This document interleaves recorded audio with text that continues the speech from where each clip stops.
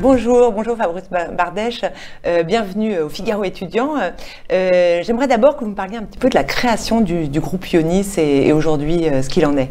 Ah ben, c'est une histoire assez longue, je vais tâcher de la faire brève. C'est une histoire qui remonte à loin puisque ça remonte à 1980. Et ça a commencé avec une école qui s'appelait à l'époque l'ISEG et qui existe toujours d'ailleurs, qui est l'ISEG. Et à partir de là, on a d'abord essaimé en province et puis on a construit un groupe autour d'un certain nombre d'idées et d'opportunités. Le principe était d'apporter dans l'enseignement supérieur une approche qui soit différente, qui soit centrée autour de l'entreprise. Puisqu'on forme des gens à des métiers, on a pensé dès le départ qu'il était important que les destinataires de nos étudiants, de nos diplômés, soient partenaires de nos idées de formation et qui nous apportent leur concours dans le cadre de nos formations. Et alors aujourd'hui, il y a combien d'écoles ? Alors aujourd'hui, il y a une vingtaine d'écoles, c'est-à-dire qu'on s'est diversifié depuis l'ISEG qui était une école de commerce, on est allé vers la technologie et les écoles d'ingénieurs. Donc l'EPITA, l'EPITech, l'ISG, Subbiotech. Voilà, alors ce sont des catégories différentes, hein, puisque l'ISG est une grande école de commerce qu'on a reprise en effet en 1997. L'EPITA est une école d'ingénieurs maintenant, elle ne l'était pas quand elle a rejoint nos rangs. Et puis on a quand même 4 écoles d'ingénieurs dans le groupe, hein, des écoles d'ingénieurs CTI. On a donc l'EPITA, spécialisée en informatique. On a l'IPSA, qui est une école spécialisée dans l'aéronautique et le spatial. On a l'ESME Sudria, qui est la vieille dame du groupe, puisqu'elle est née en 1905. Et puis, elle est plus généraliste, mais très centrée sur les technologies de l'information aussi, et les énergies. Et d'autre part, on a Subbiotech, qui est la petite dernière de nos écoles d'ingénieurs, puisqu'elle a commencé en 2004, c'est-à-dire donc vraiment au tournant du 21e siècle. L'ISG, c'est une école de business, elle aussi, qui est connue comme telle. Et puis il y a d'autres enseignes, dont vous l'avez nommé, Epitech, qui n'est pas une école d'ingénieurs, mais qui est une école d'experts en informatique, en 5 ans également, mais qui n'a pas le titre d'ingénieur parce qu'elle est bâtie sur une autre logique très professionnelle et elle forme véritablement des gens très pointus dans le domaine de l'informatique et du numérique. Alors on traverse une période un peu difficile pour tout le monde, mais bien sûr pour les grandes écoles, les universités, pour les étudiants, pour les enseignants, une période de crise inédite. Comment vous préparez la rentrée de ce mois de septembre? Est-ce que vous préparez une formation plutôt à distance, moitié présentielle, moitié à distance? Comment vous envisagez la rentrée étudiante dans vos écoles? Alors, on fait comme tout le monde, on fait des scénarios, puisqu'on ne sait pas ce que seront d'abord ce que sera, où en sera l'épidémie elle-même au mois de septembre. On ne sait pas quelles seront les instructions du MESRI, du ministère de l'Enseignement supérieur et de la Recherche, au moment de la rentrée, et on suivra de toute façon les instructions qui seront données par le ministère. Donc, on n'est pas autonome dans ces décisions-là. Mais du coup, on est obligé de prévoir et la distanciation et des scénarios alternatifs. Parce qu'on est dans le même cas que l'ensemble des institutions. On a des locaux accueillants, sympas, tout ce que vous voulez, mais ils sont faits pour un certain nombre. À partir du moment où on divise par 2, on n'a plus assez de locaux. Donc il faudra bien soit manier l'alternance cours présentiel, cours distanciel, en faisant varier les groupes d'une semaine sur l'autre, par exemple. Sur les classes préparatoires d'EPITA et les classes de Subbiotech qui sont dans le même bâtiment à Villejuif, on a prévu un scénario où une semaine c'est l'EPITA qui prendrait l'ensemble et une semaine c'est Subbiotech qui prendrait l'ensemble, de sorte que tout le monde soit une semaine ensemble avec tous leurs camarades, etc. Enfin, voilà, on essaye de donner des solutions qui soient pas trop pénalisante pour les étudiants dans tous les cas de figure, et quoi qu'il en soit, on est prêt, même s'il fallait se reconfiner Au pire. Voilà, on est prêt au pire et on est prêt à donner le maximum de qualité de la formation dans toutes les circonstances. Alors certains étudiants, pas forcément de vos écoles, mais en tout cas commencent à se plaindre en disant que pourquoi ils paieraient des frais de scolarité élevés alors que l'enseignement se fait à distance. Qu'est-ce que vous pouvez leur répondre? Alors, je comprends cette question, elle vient facilement à l'esprit. Nous n'avons pas eu ce type de demande dans nos écoles, mais je comprends qu'on puisse l'entendre et je sais que dans certaines écoles, elle a été posée. En ce qui concerne nous, la prestation qu'on délivre, elle ne change pas du tout au point de vue des coûts qui sont engagés. On continue à payer notre loyer, pas parce que les étudiants ne sont pas là, malheureusement, le propriétaire continue à exiger son loyer. Donc on a les mêmes loyers, on continue à payer nos salariés de la même façon, et je dirais même on a des coûts aggravés, parce que dans les périodes de présence de nos étudiants, il faut assurer le caractère sanitaire de nos locaux, donc il y a un surcroît de nettoyage, d'entretien et de frais. D'autre part, pour préparer les enseignements, on a aussi des coûts enseignants, des coûts de prestations qui viennent en supplément. On n'a pas des coûts en moins, nous on a des coûts en plus. Donc, à un moment donné, il faut qu'on puisse payer l'ensemble des choses qu'on doit payer, nous aussi, et c'est fait à l'aide des scolarités. Je ne vois pas comment on peut faire autrement que de maintenir les prix qui sont les nôtres, parce que ce serait bien agréable de pouvoir leur faire une remise si nos coûts étaient diminués, mais c'est loin d'être le cas. De surcroît, je dirais que la formation distante, si elle est bien travaillée, bien préparée et bien accompagnée, elle n'est pas de qualité inférieure à la formation présentielle. Elle est de nature différente, mais elle n'est pas de qualité inférieure.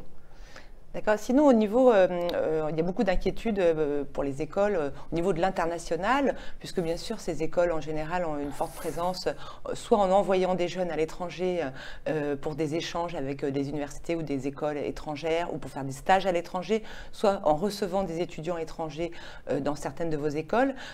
Comment vous le vivez et comment finalement, est-ce que c'est une catastrophe? Comment se passe la situation?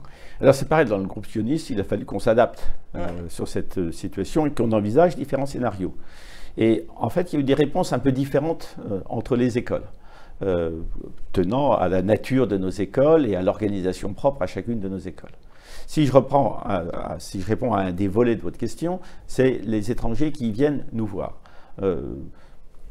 Pour l'instant, je dirais qu'on a plutôt plus d'inscriptions d'étrangers prêts à venir dans nos écoles, dont un grand nombre qui sont prêts à commencer de façon distante si c'est nécessaire, ou à suivre la formation de façon distante s'ils doivent interrompre leur présence. Donc, de ce côté-là, les choses se présentent plutôt correctement.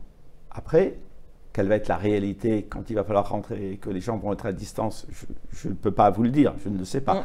Mais disons que les premiers signaux que nous avons de ce côté-là ne montrent pas en tout cas une diminution du nombre d'élèves étrangers qui vont s'inscrire et suivre leur scolarité chez nous.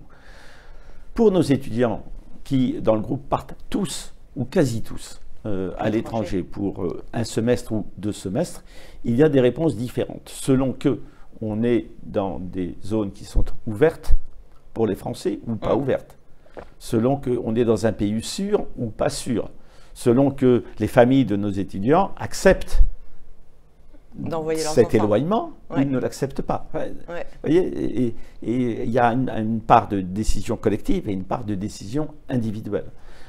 Dans ces cas-là, on a plusieurs réponses, soit avec les partenaires qui organisent sont tous mis en mesure d'organiser des enseignements distants, soit avec les cours internationaux qu'on est en mesure de donner avec des professeurs anglophones dans le cadre de nos écoles, avec bien sûr, il n'y a pas la mesure d'éloignement et la mesure culturelle qu'il y a, et qui est quand même une des dimensions essentielles de l'international. Mais néanmoins, ça ne crée pas d'interruption, ça ne crée pas de vide dans la formation.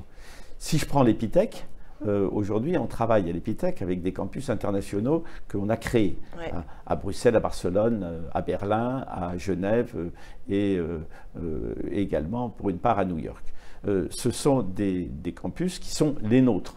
Alors, je mets à part New York parce qu'aujourd'hui, Oui. Il n'y a pas de liaison possible de ce côté-là. Non. Mais en Europe, par contre, on a aujourd'hui la possibilité, la libre circulation. Oui. Elle est susceptible de s'interrompre, notamment prochainement avec l'Espagne, mais elle va reprendre. Enfin, je dirais c'est du pointillé.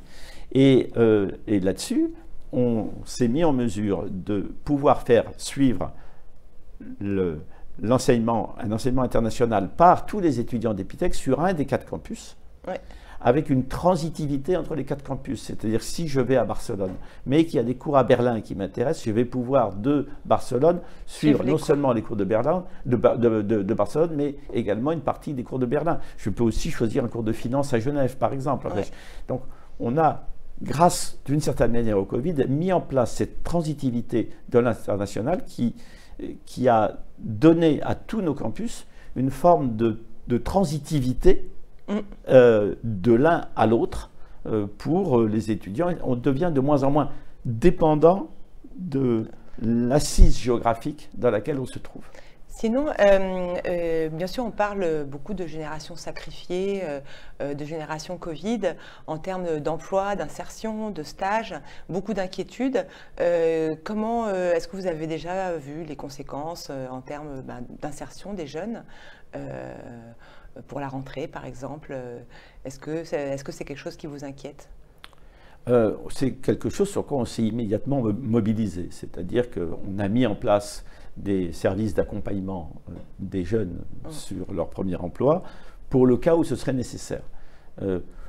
Pour l'instant, il est relativement peu activé par les étudiants. C'est-à-dire que c'est un peu plus lent que d'habitude, l'insertion. Pas pour les écoles techno, mais pour les écoles de commerce ou pour certains secteurs comme l'aéronautique, bien sûr. C'est un peu plus lent, comme c'est un peu plus lent pour les stages également, mais aujourd'hui, je ne peux pas dire que ça fonctionne. De façon surprenante, même, ça fonctionne. Ça fonctionne. Mais on est prêt à aider, parce que ça fait partie de notre métier, d'aider les jeunes à s'insérer, quelles que soient les circonstances. Merci beaucoup. Est-ce que vous avez des projets pour, je sais pas, pour les mois qui viennent, pour le développement de votre groupe alors bien sûr, c'est toujours un peu des secrets, mais est-ce que vous avez des projets un peu pour le développement du groupe? Pour le développement du groupe, c'est d'asseoir une de nos forces et une de nos originalités, qui est celle d'avoir des campus multi-écoles partout où on est implanté. On est quand même aujourd'hui dans 13 villes en France, et on aimerait bien que ces campus multi-écoles prennent une réalité d'interconnexion et d'hybridation qui soit plus forte et qu'on a déjà amplement commencé. Donc voilà, je pense que là-dessus, on va mettre un peu plus l'accent et on va davantage aussi se servir de nos campus européens pour assurer à travers cette dimension multicampus la capacité pour un étudiant de faire ses études finalement dans la localisation de son choix, avec un ensemble de cours qui lui donne accès aussi à des formations d'une nature différente de l'école qu'il a choisie. Merci beaucoup Fabrice, merci beaucoup et à très bientôt sur le Figaro étudiant. Merci Sophie, à très bientôt.